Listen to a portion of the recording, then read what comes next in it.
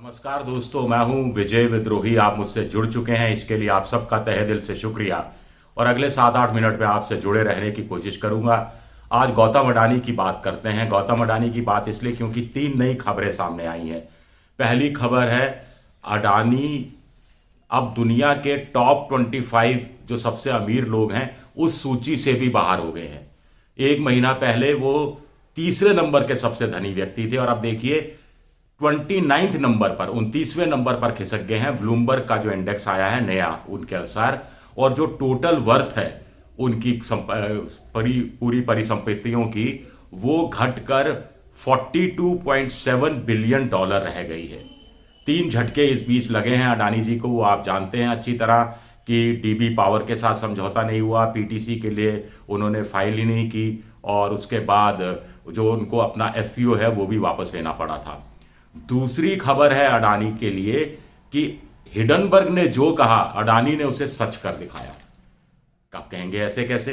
Hindenburg की तो सारे आरोप झूठे थे अडानी के अनुसार, लेकिन हकीकत यही है।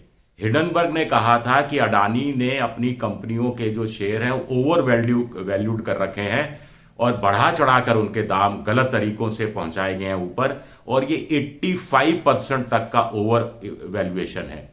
यानी आसान शब्दों में कहा जाए तो 15 रुपए की चीज थी जो 100 रुपए में आ रही थी बाजार में, यानी 85 रुपए ज्यादा दाम लगाए गए थे। एक्चुअल कीमत 15 रुपए थी। अब कम से कम 3 ऐसी कंपनियां हैं अडानी ग्रुप की 7 में से जो इस 85% के मार्क को छूती हुई नजर आ रही हैं। तीसरी खबर है इकोनॉमिक टाइम्स के अनुसार कि एक लेख के अनुसार कि हिडनबर्ग ने इनडायरेक्ट रूप में अडानी जी का भला किया है, बहुत बड़ा भला कर दिया गौतम जी का। कैसे कर दिया है, इसमें भी आपका इंटरेस्ट होगा, ये भी बताएंगे। लेकिन सबसे पहले बात करते हैं कि 3 कंपनियों की बात। इसमें सबसे बड़ा झटका अडानी गैस को लगा है। अडानी गैस का जो शेयर है, नेचुरल गैस, उसका जो शेयर है वो 835 रुपए में कल बंद हुआ, और ये जनवरी 2023 की, जब 24 जनवरी को हिडनबर्ग की रिपोर्ट आई थी तब के मुकाबले 79% गिर गया है। 79% गिर गया है तब के मुकाबले। और अगर हम ये 52 हफ्तों का हिसाब लगाएं तो कुछ 2 और कंपनियां हैं, उसका शेयर तो 85% के आसपास गिरा है। ये 2 कंपनियां हैं। पहले देखिए अडानी गैस की और बात कर लेते हैं। इसका जो मार्केट वैल्यू था वो 4,30,000 करोड़ था। अब ये घटकर 3,35,000 करोड़ रह गया है, यानी 1 लाख करोड़ से भी नीचे गिर गया है। 91,829 करोड़ रह गया है। दूसरा है जो अडानी ग्रीन एनर्जी। अगर पिछले 52 हफ्ते की हाई जो सबसे ऊपर शेयर गया उसके हिसाब से तुलना की जाए तो अडानी ग्रीन एनर्जी का शेयर है वो 539 रुपए का है, और ये इसमें गिरावट आई है 72% की। 72% की गिरावट तो सीधे सीधे हिडनबर्ग युग से पहले, यानी 24 जनवरी से पहले 3,048 रुपए का था, उसमें 72% की गिरावट। और अगर पिछले 52 हफ्ते के सबसे हाई के मुकाबले गिरावट देखी जाए तो ये 82% की रही है। यानी हिडनबर्ग ने जो कहा वो सच कर दिखाया। कम से कम अडानी ग्रीन एनर्जी ने 85% के आसपास पहुंचता हुआ दिख रहा है, क्योंकि अभी और गिरावट का अंदेशा बाजार में लगाया जा रहा है। इसी तरह अडानी ट्रांसमिशन, अगर पिछले 52 हफ्तों का हाई का अनुमान लगाया जाए उस हिसाब से तो ये 81% गिर चुका है।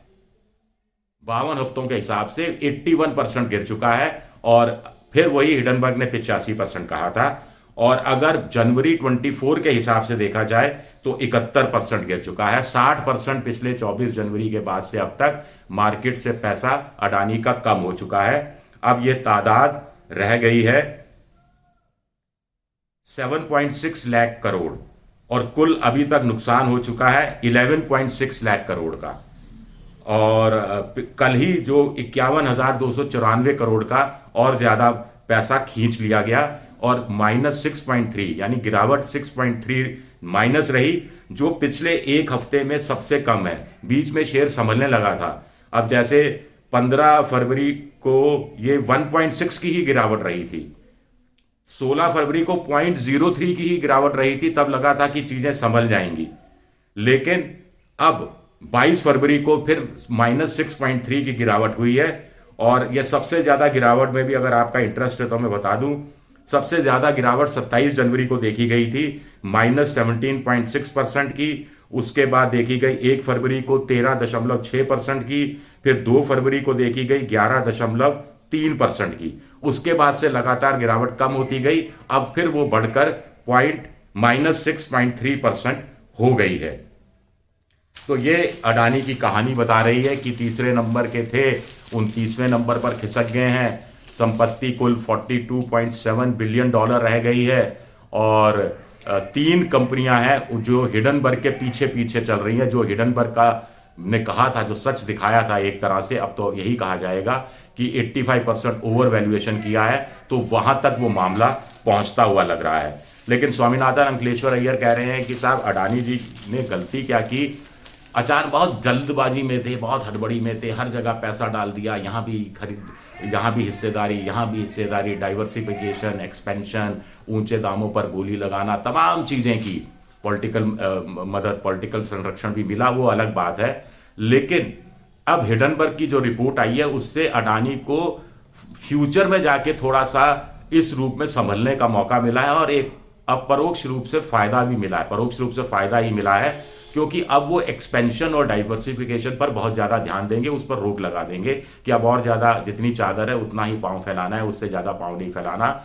दूसरा, जो वित्तीय संस्थाएं उनको आर्थिक रूप से मदद कर रही थी, यानी उनको कर्ज दे रही थी, वो भी संभल जाएंगी। आगे कर्ज देने से पहले वो 10 बार सोचेंगी।